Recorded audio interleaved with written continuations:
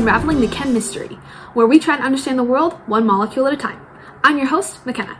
Tonight, a groundbreaking story is shaking the chemistry nation. A UCSD professor by the name of Dr. Daniel Donahue has assigned his Chem 151 students a group project worth over 40% of their grade.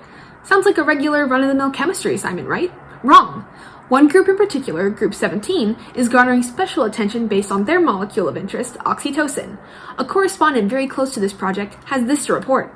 Emily, what can you tell us about oxytocin? Hi, Mckenna. Oxytocin is commonly called the love hormone. People all over the world are unknowingly secreting this molecule, and it's influencing not only medicine, but the way we interact with one another. The chemical itself is a natural peptide produced in the hypothalamus of your brain and stored in your pituitary gland. It's actually produced by the enzymatic splitting of a peptide encoded by the ONC gene. The name oxytocin is Greek in origin and comes from okus, meaning quick, and tokos, meaning birth, which references its role in quickening contractions during labor. As for its discovery, in 1906, Henry Dale discovered oxytocin's effects on contractions, but it wasn't until 4 years later that Isaac Scott and John Ott discovered its effects on lactation as well.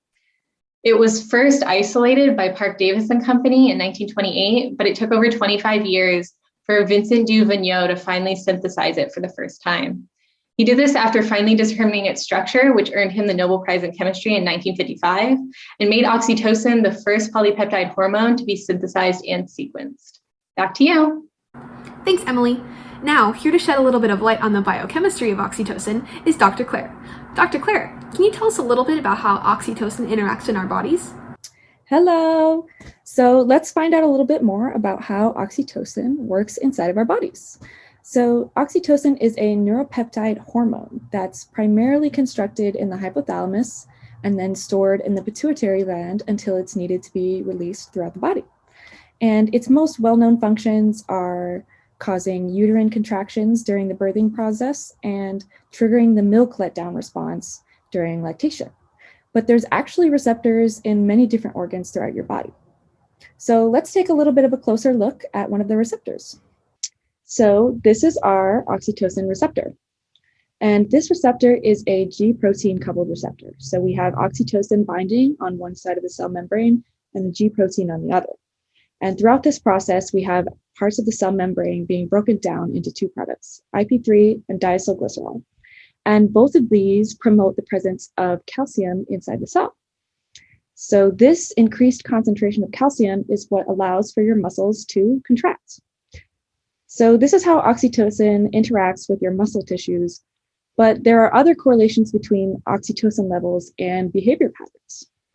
Now that we have an idea about how oxytocin interacts with our bodies, let's hear from Dr. Khang about how oxytocin is used in the medical field. Hello, thank you for having me.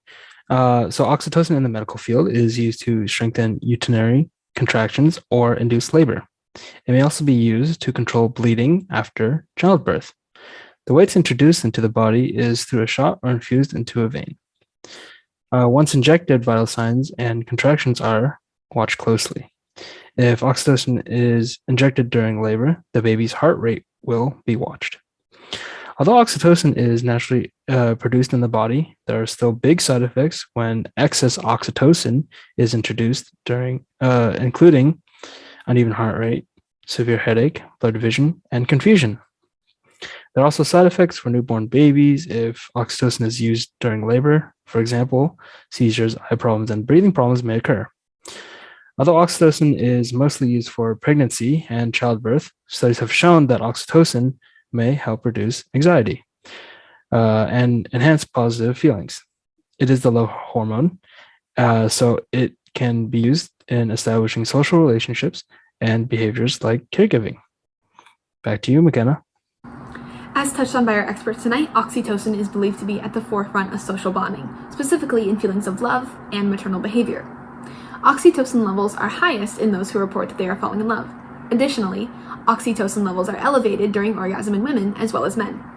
Men, however, experience elevated levels of a hormone called arginine vasopressin, which works very similarly to oxytocin. Additionally, humans will respond to the things that we love. When shown stimulus, such as pictures or videos of loved ones, the reward and reinforcement circuits in our brains will light up. These circuits are not so coincidentally loaded with arginine vasopressin and oxytocin receptors. Can oxytocin influence feelings outside of just love? Yes. A study done by Dr. Cosfield showed that individuals who received oxytocin as a nasal spray actually began to trust people more, even complete strangers. This goes to show oxytocin's effect once again on social bonding, because everyone knows that you cannot have good relationships without trust. And now on oxytocin's effect on maternal behavior. Becoming a mother is an exhaustive process. However, the maternal brain is an evolutionarily adapted, distinct biochemical environment that almost ensures the survival of mom and baby. Oxytocin is known as an evolutionarily conserved mechanism of mood, meaning that over the hundreds of thousands of years of human evolution, oxytocin and its role in our biochemical pathways hasn't changed very much. fMRI studies showcase two distinct brain profiles in relation to oxytocin, that of the synchronous mother and that of the intrusive mother. Synchronous mothers display a correlation between blood plasma oxytocin levels and the reward reinforcement circuits in their brains. However, intrusive mothers show no such correlation. This showcases that oxytocin definitely has an effect on maternal behavior. So next time your mom gives you cookies made with love, make sure not just to thank her, but thank oxytocin as well. That's all the time we have for this episode of Unraveling the Chem Mystery. Make sure to tune in to this week's airings of MDMA and vitamins to learn more about molecules that are changing the world.